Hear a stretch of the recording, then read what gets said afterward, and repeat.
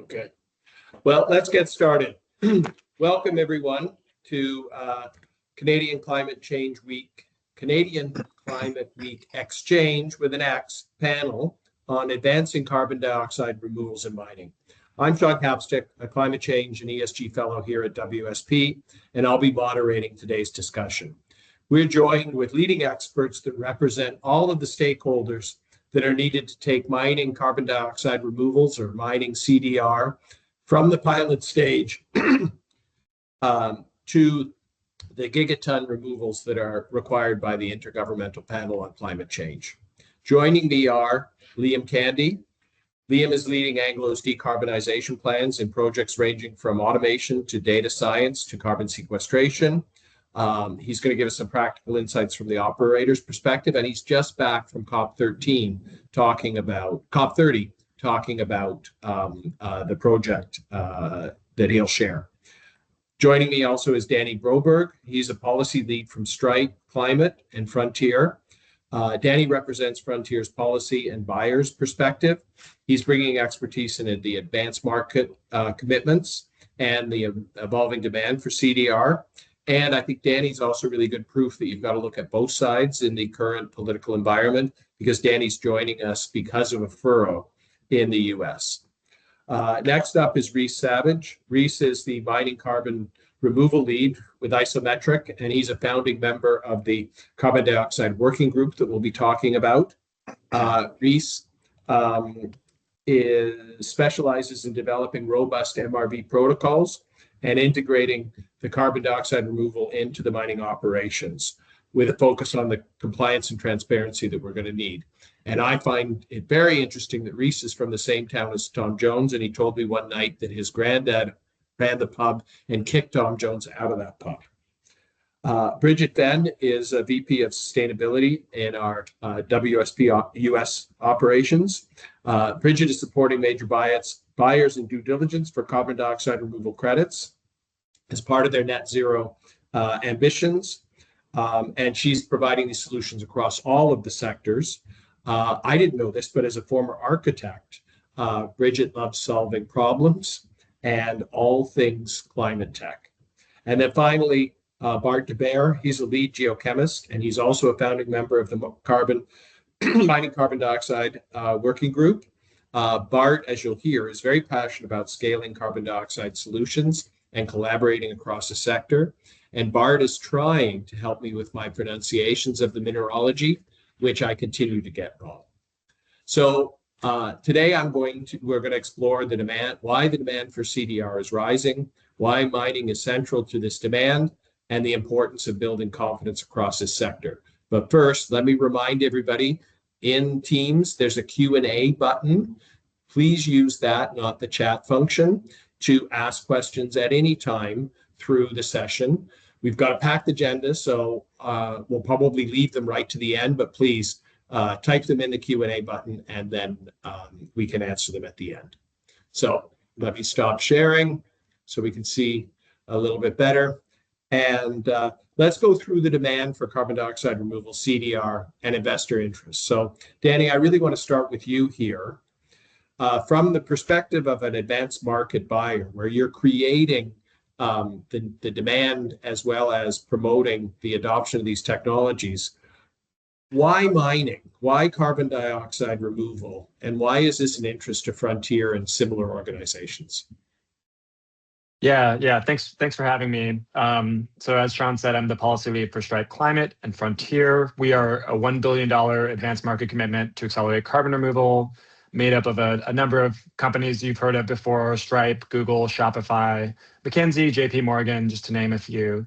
And we formed in recognition of the fact that to have a credible trajectory to net zero, we really need carbon removal.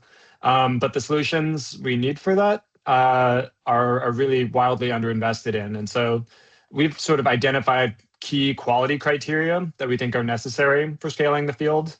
This includes things like 1,000-year permanence, a cost trajectory to affordability over time. So maybe it's not cheap today, but over time, we want to see that it can achieve scale and get cost down. And then we want to see that it is verifiable and high integrity. So, all of our quality criteria sort of point to a number of carbon removal pathways that are prominent in the field and that get a lot of attention. But we also view our role as sort of identifying the underexplored pathways as well. And I think something you'll see from this panel is really the mining opportunity that is abundant here. And I think, speaking on behalf of the Frontier team, we see major potential in CDR being done at mine sites, especially things like superficial mineralization at mine sites where you're using alkaline rocks to directly mineralize CO2 from the atmosphere. We just really see some promising cost trajectories there, and also a lot of great stories around co-benefits, things like critical minerals co-production or environmental remediation on things like asbestos tailings. So really, really excited there. I think reflecting on why we are here and talking about this, we're really excited about what the mining industry can really offer up here. We know that they're good at building large infrastructure and optimizing processes. And this is really key for reducing technology risk. They already know sort of how to mine, grind, and process rocks at massive scales. And that's just really going to be key to showing the technology works. It also can enable quick scale up. And so we're paying a lot of attention to that. With the scale up comes the potential for extremely low costs. We think that this could get to sub $100 per ton, which really would be a game changer if it can be demonstrated that that is real. And I think that there will be a lot of policy sort of buy-in as that opportunity becomes more and more clear. So that's sort of maybe a brief glimpse at how the buyers are thinking about this, but looking forward to the conversation. Thanks, Denny. Yeah, that's really interesting to see the demand here. So Bridget, maybe I'll turn it to you then. So you work with a range of buyers and work in a range of different sectors that are making these projects, including Microsoft. I know that we got to give a shout out to Microsoft for the largest offtake agreement in the mining sector up to date. The 300,000 tons with ARCA. I know you can't comment on that, Bridget, because you weren't directly involved. But when you're working with Microsoft and other buyers, what are the due diligence that they're looking at? What are they looking at in terms of these removals? Yeah, thanks, Sean. So I think what clients and buyers are really looking for in terms of removals are three things. The first is they have to get the tons by a specific date. And there's some, most companies do over-purchase a little bit just because things happen. But all of the really big purchasers in the market have a target, and they need to achieve and have those credits available to them by that target date. Microsoft is 2030. Some other people are 2035, 2040. So delivery is extremely important. Second is ability to scale. One thing I can say about Microsoft is they never buy the entirety of a project. So they need to have a project that is big enough and then could even move on to future projects. And then also has the ability for other people to buy in to kind of diversify portfolios and diversify that risk. The second big component is that these efforts are not to make mining more efficient or to expand, to build new mines. This is really to use what's already in place to remove carbon from the atmosphere. So definitely, just like you would think of with biomass carbon capture and storage, you're really looking at the waste product, and that it wouldn't be something that's being created specifically for this project. And then third is just making sure that the actual math works. So particularly when you are using this in terms of putting it on different types of soils, that could depend based on the water table, based on the type of land you're looking at, based on how it's distributed. So you can't come in and say, okay, we have these options for enhanced rock weathering, and we're just going to put it in all these different places and it's going to act exactly the same. So you really have to be careful that your program or project has really thorough measurement and verification and is taking all these different aspects into account. Yeah, and maybe just help us with the definitions. We've talked about removals a lot, but how does removals fit in with avoidance in terms of the overall strategy? Yeah, so I like to think about it as a removing emissions or avoiding emissions at the point of activity would be avoidance. So if we're in terms of mining, that might be methane capture at mine sites. It might be some sort of fuel switching to reduce the overall emissions of the process. When we're talking about removals, we are really thinking about let's take out carbon dioxide that is already in the atmosphere and let's lock it away, ideally for thousands of years, until like the normal carbon cycle can kind of resume itself. So I think about it as a really clear during and after. Yeah, and they are, but although they're very clear, they're a combined strategy in terms of what people are looking. Yep. So you mentioned, Bridget, that there's got to be certainty. So Reese, comment on that, please. Right, you bring the mining background, and you're in the monitoring, reporting, and verification. So that's really where the proof in what we're talking about comes in. How do we build that confidence in all the stakeholders, right? And that they're verifiable, transparent, and trustworthy, especially when there's so much talk about greenwashing. So can you touch on that? Yeah, I think it's worth pointing out monitoring, reporting, and verification of it, and trust in it. 2 seconds. I'm having an issue with my my mic. 2 seconds. Ooh. 2 seconds. Apologies. Yes, verification. Maybe not. And trust in the removal industry. It's the process used to establish with scientific certainty that a ton of CO2 has been permanently removed from the atmosphere, thus enabling the issuance of an equivalent carbon credit. I think that's the key point here, is MRV sort of provides that level of trust. That's what developing MRV protocols is for. And what MRV does, it looks to ensure integrity and sort of prevent the greenwashing that we've talked about. I think that's a big worry for major operators. Ultimately, it's a big thing in the mining industry, making sure that everything we do has a level of integrity and transparency, so we can avoid those sort of like accusations of greenwashing. MRV itself brings credibility. So MRV sets out the evidence that a carbon removal claim is actually real, linking into what Bridget said. Ultimately, buyers need to know that what they're sort of buying has actually been removed from the atmosphere, and the credit is equivalent to the ton removed, which I think is a key thing here. And developing MRV protocols that allow you to quantify that is really key for providing that sort of third-party verification and building trust. Another part is accountability. So meeting a specific MRV protocol or a set of requirements for crediting, it sort of holds a project developer to account with their claims, ensuring that purchase credits represent a genuine climate benefit. And I think the other point of this, which is key, is the accuracy. So making sure that whatever credits are issued or whatever removal takes place, there's actual additionality. So proving the removal would not have occurred without the project intervention is a key point here, because there is passive approaches. Carbon is naturally removed from the atmosphere via weathering.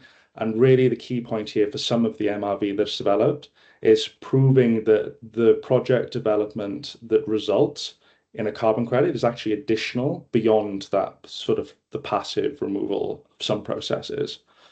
There's key other things. So MRV provides clear boundaries for things like your LCA, GHG accounting, making sure that your project is actually net negative, providing clear and transparent accounting for projects, and both Danny and Bridget have touched on about durability as well.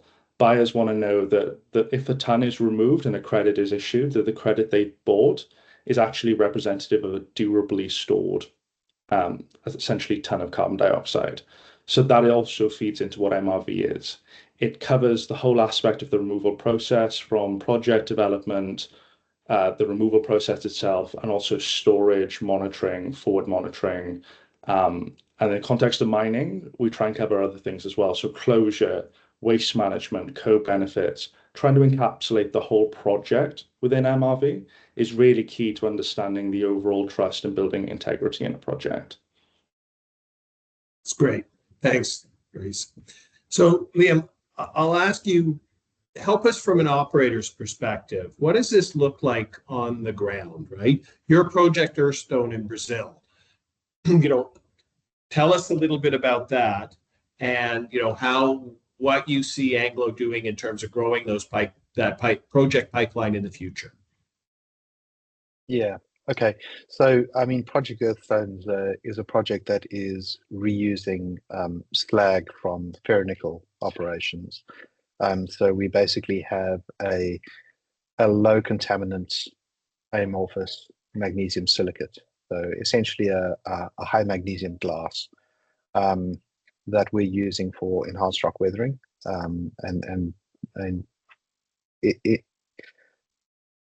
the point we're at the moment is we've spent 3 years doing scientific field trials. We've spent the last year actually implementing a sort of commercial scale industrial trial. And it's something that we would like to scale into the future. So we have 30 million tons of material on surface. We produce 2.5 million tons of material a year. We're in Brazil's agricultural heartland. So as enhanced rock weathering projects go, you've got a essentially free feedstock that weathers about 50 times as fast as basalt does. That is in the middle of one of the biggest agricultural regions in the world. And so, we see it as a kind of quite a unique ERW opportunity. So for us, I guess our sort of, in terms of scaling, we should have the PDD up with the Isometric team and actually a first issuance in Q1 next year. And thereafter, really what we're looking for is an indication of interest from off-takers. So it's certainly something that we will use a chunk of the credits internally as part of our own emissions, residual emissions strategy. But we've got the potential to produce far more removals than we actually need for our own residual emissions. And we need to share the financial risk with others. And so it's about seeing if there's an appetite out there for meaningful offtake from a project like ours. Yeah, that's really interesting. And again, forward looking. So maybe as a company with a 2040 net zero ambition, and this has been reaffirmed by your board recently, right? This is something that you are important to you as a company. How does carbon dioxide removals and avoidance fit into that overall strategy? Can you expand on that? Yeah, I mean, look, so I suppose the way that we look at this, we are, unlike one of the banks in the city, for example, who might, they might rent a building in the city of London and rent a building in Hong Kong, and that's pretty much it, right? Your options are rather limited in terms of what you can do directly. You pretty much have to go to the markets. As a mining company, we obviously have a lot of other resources that we can deploy to addressing our own carbon, and I guess we see two opportunities there. One is we can develop projects internally, which we think we've got the ability to over-deliver what we need, which means we can sell credits to the market and potentially have what is a neutral cost to ourselves if we're successful enough in doing so. And we think it's more credible taking care of our residual emissions internally than simply buying carbon offsets in the market. So yeah, that's kind of how we think about it. And especially when it comes to what are quite high value credits like enhanced rock weathering, we can see ourselves engaging in, I suppose, a form of arbitrage in that we'll retire a portion of those, sell a portion. What we generate in revenue from the portion we sell, we'll invest in high quality ARR, for example. We work in the Atlantic forest in Brazil. We'd really like to scale our reforestation there. And so we end up with a blended credit portfolio, and this is one of the kind of important anchors for us, this project. Yeah, that's really interesting to see how it really is part of a larger strategy. So we've got, the pathways, it's happening now. Let's touch on some of the barriers, right? And, what do we have to do to encourage other companies to get this to scale? So Danny, what are you working on in terms of the policy gaps and the regulatory hurdles? And how can government agencies accelerate the process?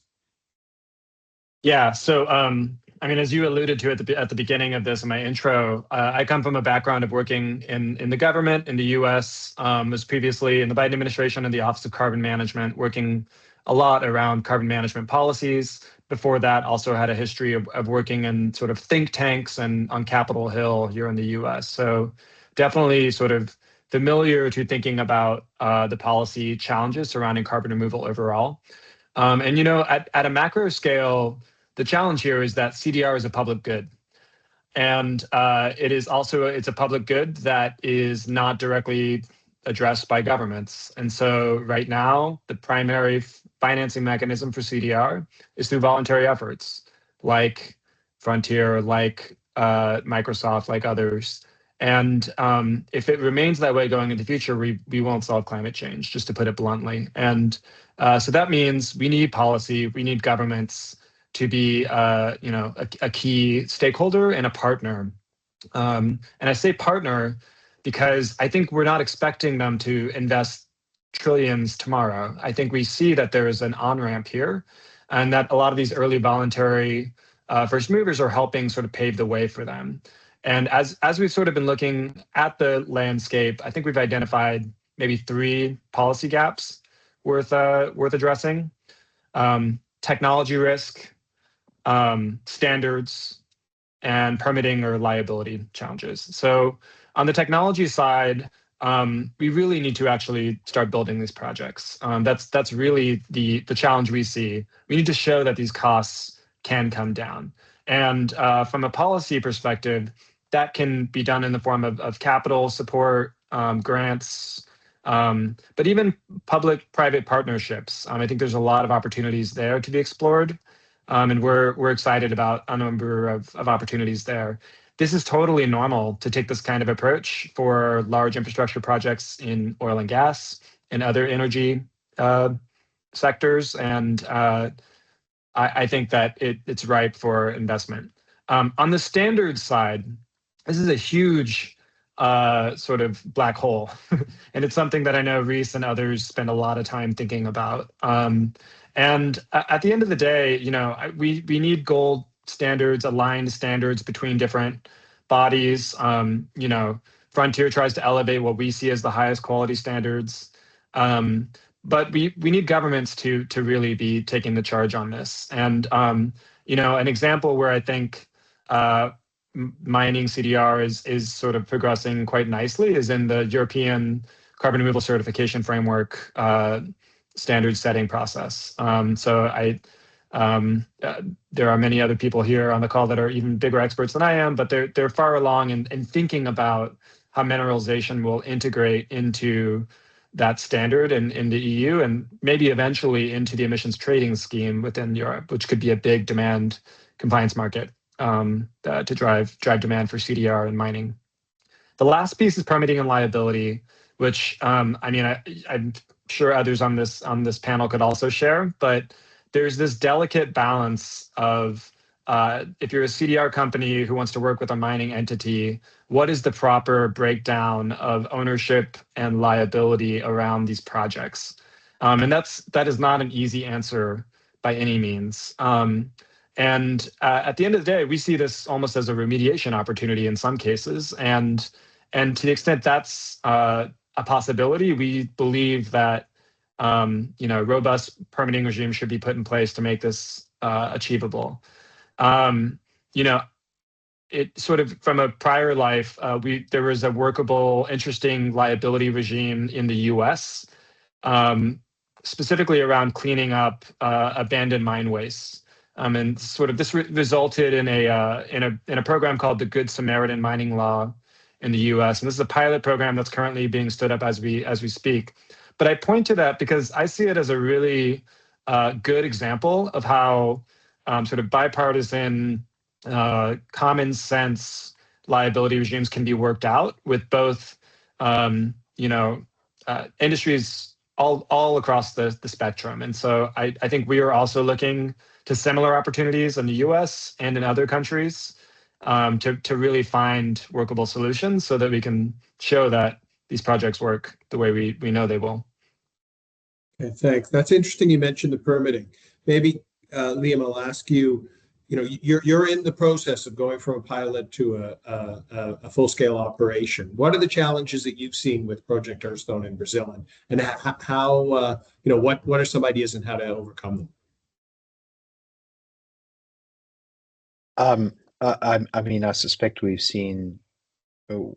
probably got a lot of challenges that any of the ERW startups have in terms of ERW measurement. ERW MRV is difficult. For sure. But then on top of that, I think one of the things that is definitely a challenge you have to address using a mining waste in an application like ERW is you've got, rightly or wrongly, probably higher barriers to clear in terms of making sure that your kind of any deleterious components in that waste are carefully addressed, right? That you're not going to end up causing some environmental issue that you're going to have to end up remediating afterwards. And so a lot of our effort has been directed into making sure that some of the residual metals that are in the waste are not going to become, not going to end up in plant tissues, not going to end up in water soils, in pore water, in rivers, and that, I'd say that's probably the biggest thing. And then the second thing, of course, but this is maybe easier in Brazil than in many other jurisdictions because they're used to it, is getting farmer buy-in. And I say that that's easier in Brazil than many other places. Is that in Brazil there's already quite a robust agrosilicate market using industrial byproducts in agriculture, and so that maybe makes things a little bit easier there than it would be in Europe, for example. Okay, that's interesting. Okay, so those are the challenges, the barriers, right? Let's focus on solutions now, right? What can we do as a sector to integrate this, to take the next steps? So Reese, start off, just go back to a little bit about the protocols that your company works on and how that's aligning with the mining process. Yeah, I think at a first point, it's probably worth me just briefly highlighting what a protocol is in the sense of CDR.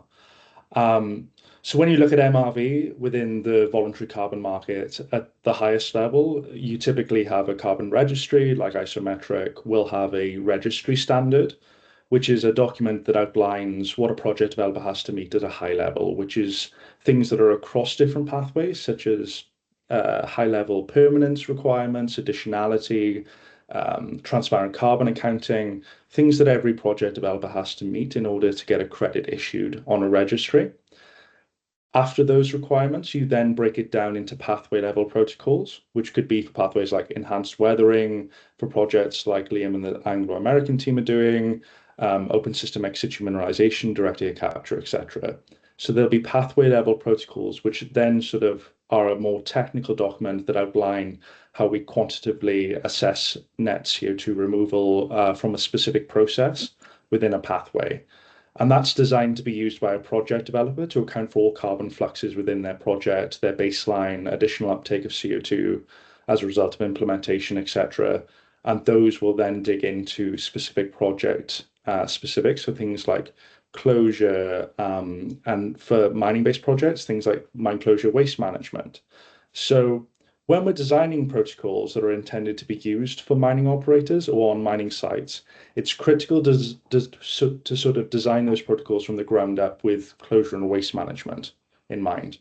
So as most people on this call probably know, mining wastes are some of the most heavily regulated materials globally. And those sort of regulations vary massively in different geographies around the world. So what we've tried to do within these type of protocols is develop requirements that can be broad ranging, but sort of provide a sort of like baseline for what a project is having to meet to make sure there's the highest level of bar for both scientific integrity, but like Liam was saying about environmental compliance as well.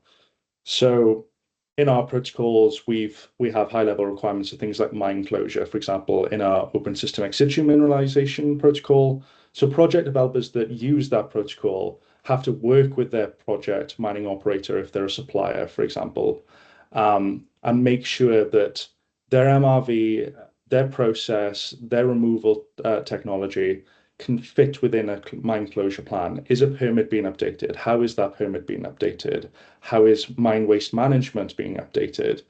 How are things like mine waste geochemical development being impacted? If you're doing a CDR project in a tailings facility or using tailings, how are those tailings going to change compared to the baseline scenario? And how is that being dealt with at an operator specific level?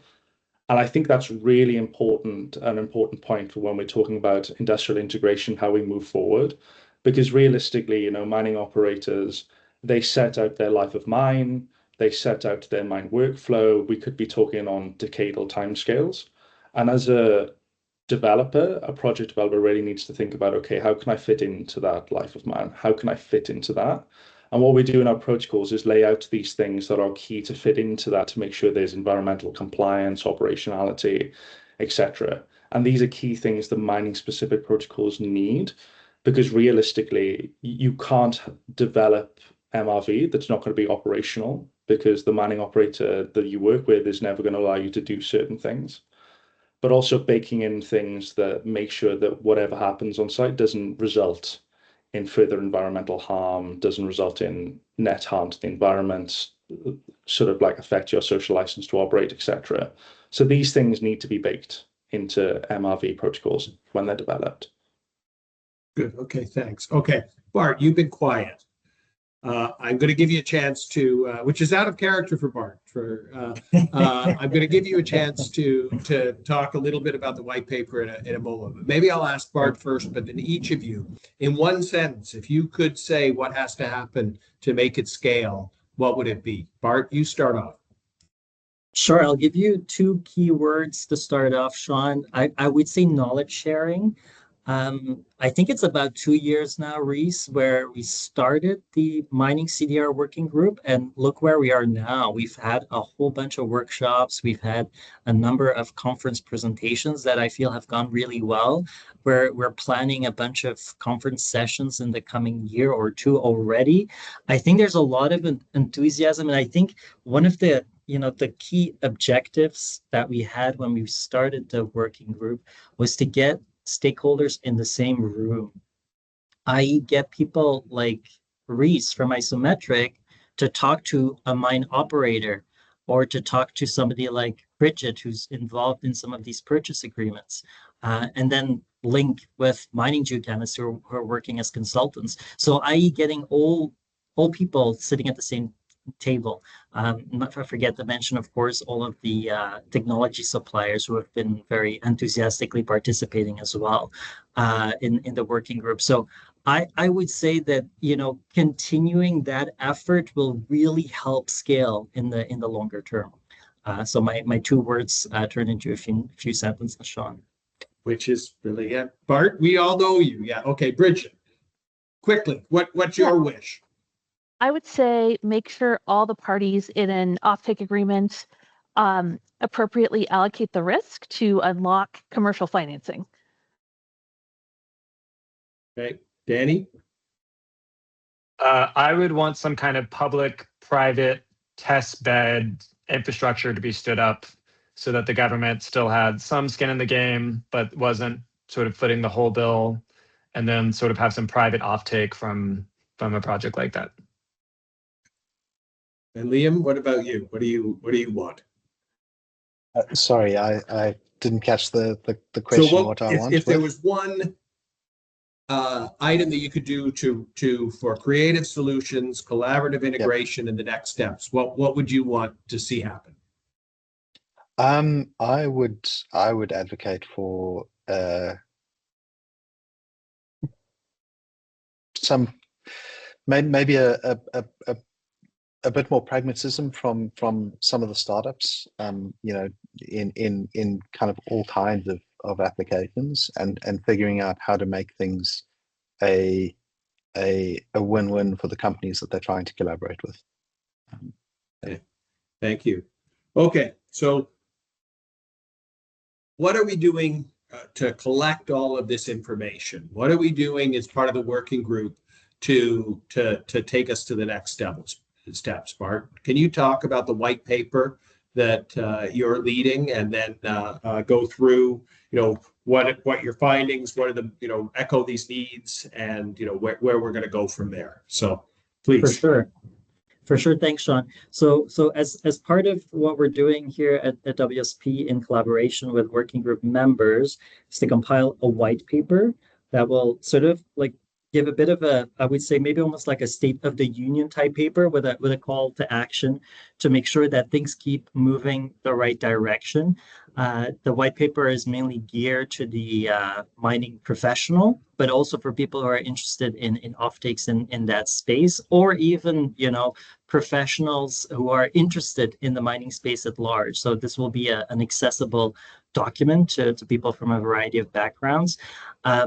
It will be available in Q1 next year, hopefully early Q1 next year. I'm not making any promises on this call, but maybe what I'd like to do is point out a few of the key overarching challenges that I think are important to recognize, and then I can also come up with a few opportunities as well. So starting off with key challenges, I think Reese touched upon this nicely at the beginning of the call. We need to overcome the complexity of MRV protocols. As Liam also pointed out, this is not easy. A lot of people are learning on the go. There's lots of new technology out there that we need to wrap our heads around. This will take time. This will take manpower. This will take SMEs who are able to do all of this, but it can be overcome. It is nevertheless a challenge. Right now, there's the open system ex situ mineralization protocol that I think is a great example of where the industry is heading, and we were very excited to partake in that review process. The second challenge, and Danny touched on this really well earlier, is the carbon market dynamics.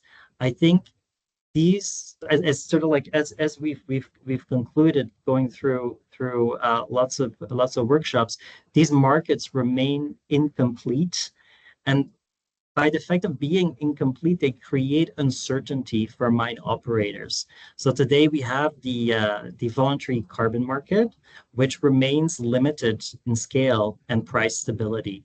And so that is a challenge that I think will be overcome. I think we're seeing excellent signals here in Canada for sure when it comes to procurement happening on the federal level, but nevertheless a challenge that I'm very keen to see what happens there. Another challenge that I think is worth pointing out are the technology readiness levels. A lot of CDR technologies are still at the low end on the TRL scale. I'm not talking about all of them. There's, I'm sure, a bunch on this call who are at the latter stages of the TRL level, and so much the better. But overall, there's a lot of very exciting technology that is moving forward very rapidly, and I think there's a lot of potential there. So I think we need to do as a community whatever we can to help them cross this valley of death, so to speak.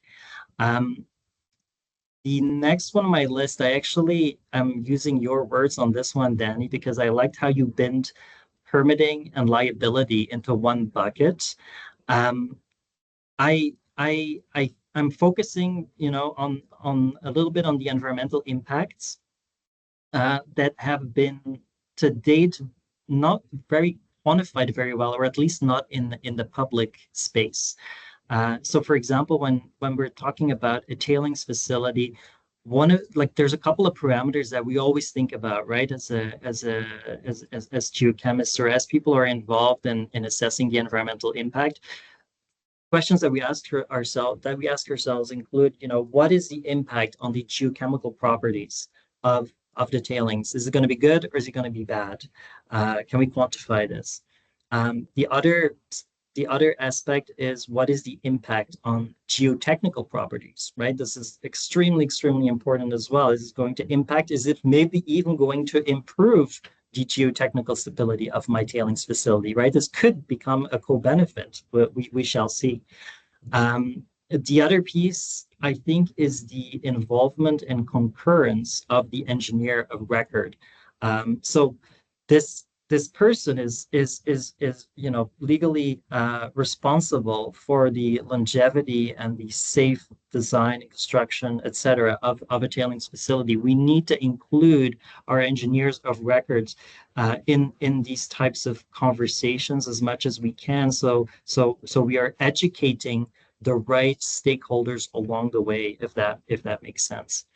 The last challenge, which I think is sometimes maybe a little bit understated, but is the impact on mine closure.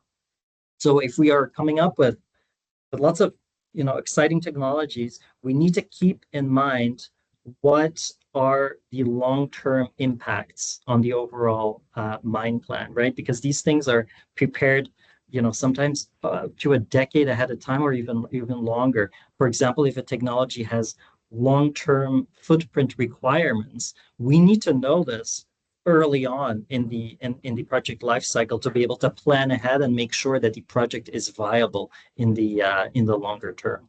So those were some of the challenges that I wanted to maybe summarize by pulling various thoughts from various people. And maybe in a few minutes that I have left, Sean, I'll touch on the most urgent needs that we have identified over the last year or so, I would say. I've got them broken down by stakeholder. So, for example, technology suppliers. Do whatever you can to get field scale demonstration projects going, right? This is, everybody knows in mining, everybody likes to be second, but not first. It is a very risk averse industry. So getting a project from the lab into the field is going to help secure investment and help secure the long-term success of your technology. When it comes to the operators, we would recommend CDR feasibility studies are conducted, i.e. this would involve, is your feedstock feasible? Do you have material that is appropriate for CDR? On the other hand, operational feasibility, i.e. do you have the right project for CDR? Right? What is going to be the cost? What are all the parameters that need to be considered? Do you have, for example, the right power source available at your site for a particular pathway? There's a lot of moving parts that need to be figured out. So that's the operational feasibility. Then a more high-level one is we need to address the labor workforce challenge. The implementation of these types of monitoring programs require relatively skilled SMEs. A geochemical CDR is I would say a highly specialized technical domain. So it will take the manpower to carry these things out. So we need to think ahead to make sure that we have the necessary people in the right place to make sure that we can carry out these projects well. I have maybe one more in the interest of time around operators. And it is essentially around leveraging green commodity certification schemes that reward lower carbon products. So as we can reduce the carbon intensity of extracted materials, we're generating a commodity that has a higher value compared to conventional commodity extraction. And this I think is a very interesting way of looking at CDR to maybe help um, adopt CDR by thinking about, okay, how can I maybe tap into my co-benefits a little bit more to get CDR potentially in a co-benefit bucket as opposed to the initial goal of the project. It's an interesting one, and I might not have verbalized it perfectly, but I think there's an interesting aspect there that I think we're seeing in the market. And then I think I'll leave it there for now, Sean. Yeah. Well, thank you. Yeah. Thanks, Bart. Yeah, that's great. I'm really looking forward to seeing the white paper come out, getting input in forum like this, getting input from all of these experts. I think you've got a really good call to action there in terms of all of those needs, and are going to outline what we can do. I want to get to questions, but any comments from anybody else about the what Bart was saying about challenges before we get to questions from our participants? Okay, so maybe I'll go. I'll paraphrase your question, Andre, and put this to you, Liam. You're a leader, right? You've been thinking about, Anglo American's been thinking about this a lot, the carbon vault process, your Earthstone. What advice do you have for other operators that are considering CDR development? How can you help the technology provider like Andre keep people engaged?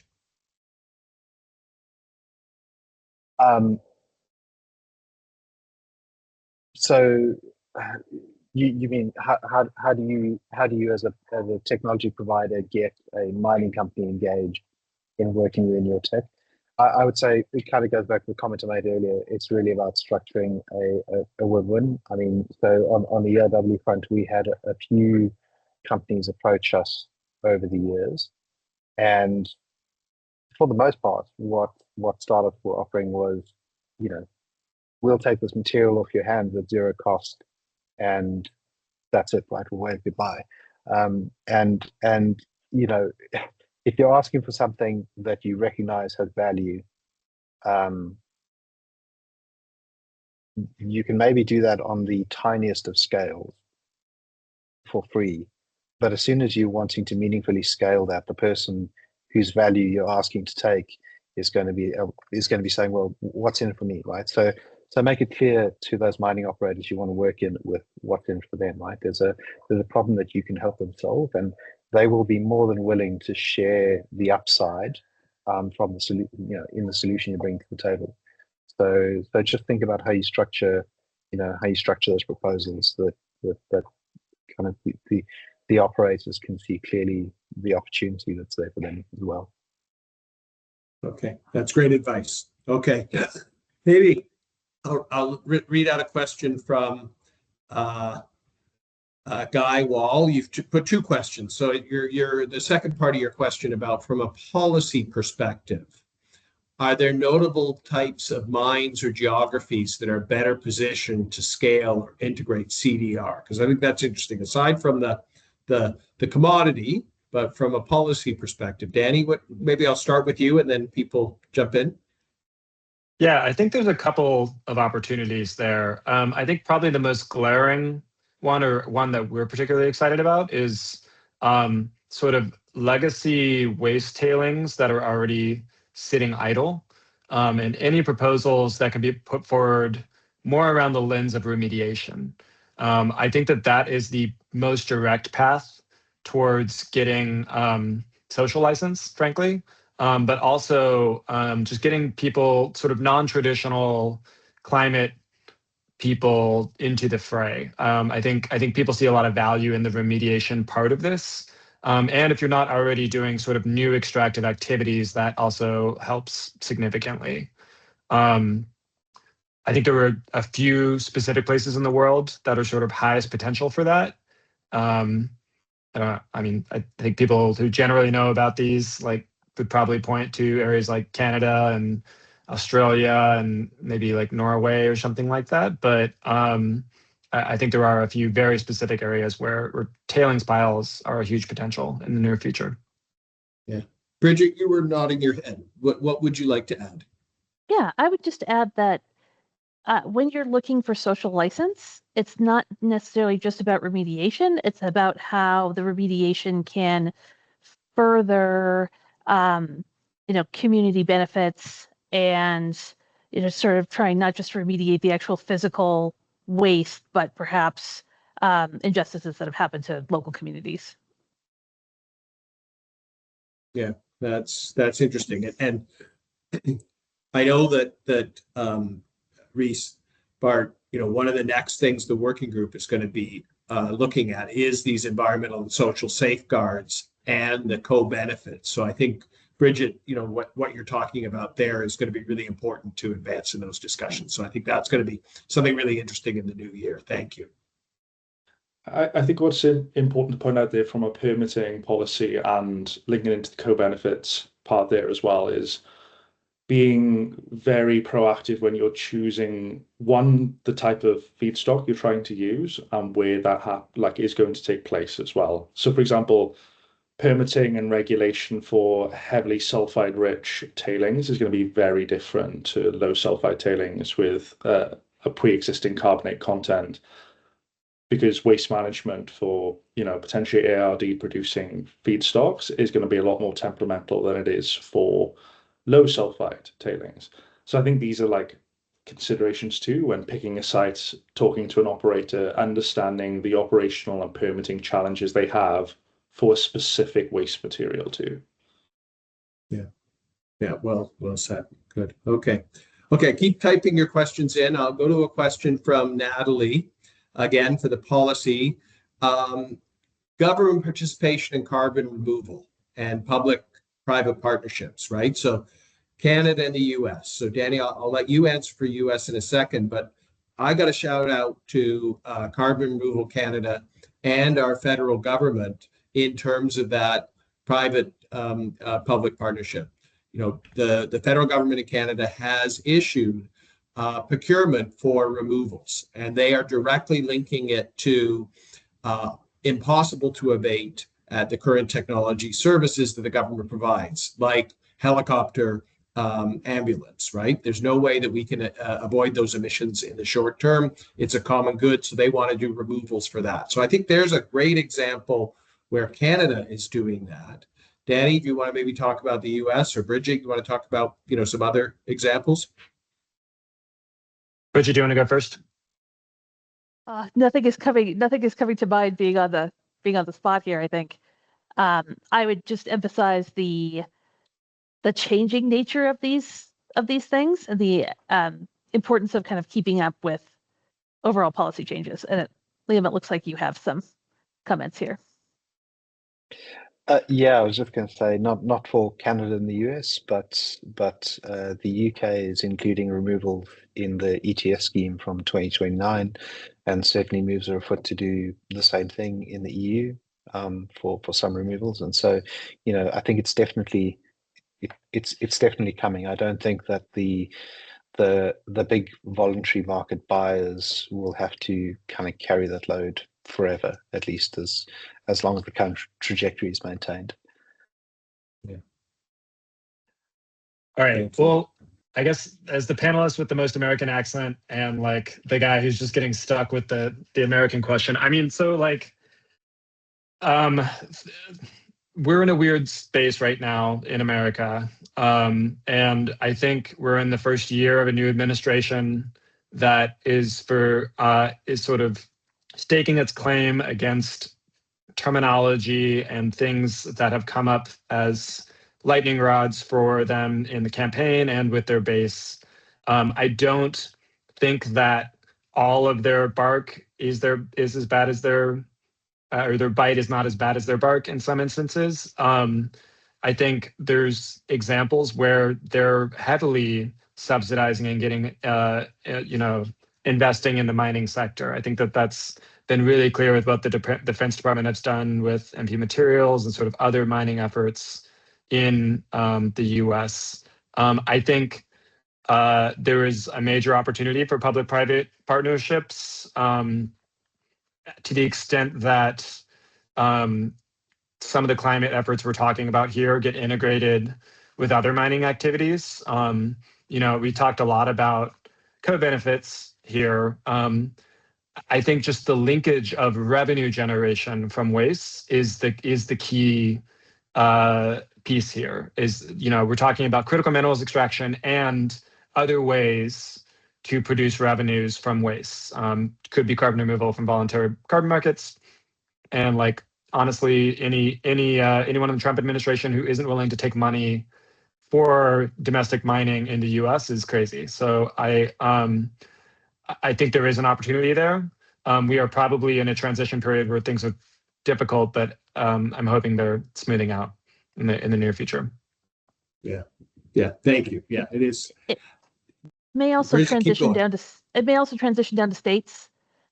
Similar to what we've seen for primacy for direct air capture and sequestration wells. So that may be another way that it gets a little bit more accessible in the future. Yeah.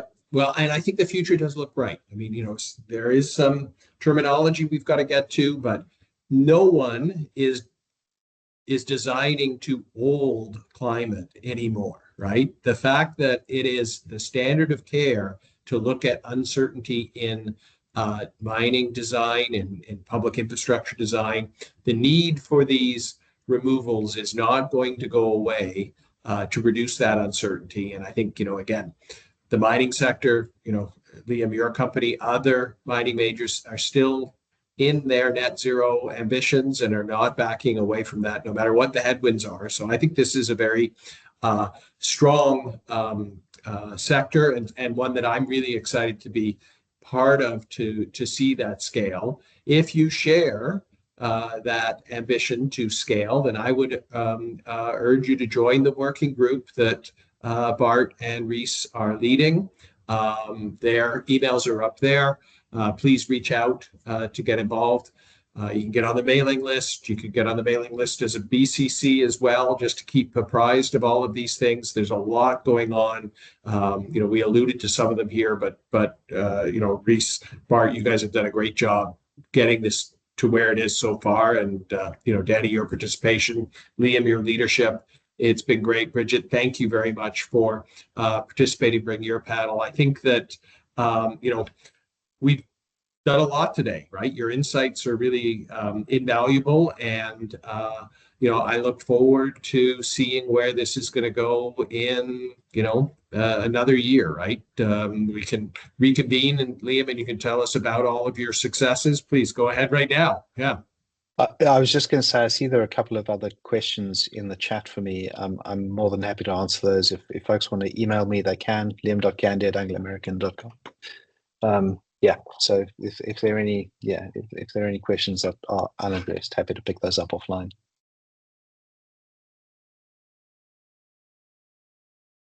Yeah, just maybe for everybody's info as well, I just put both Reese and my email in the Q&A because I'm having issue with the screen. I'm not sure whether it's the case for everyone.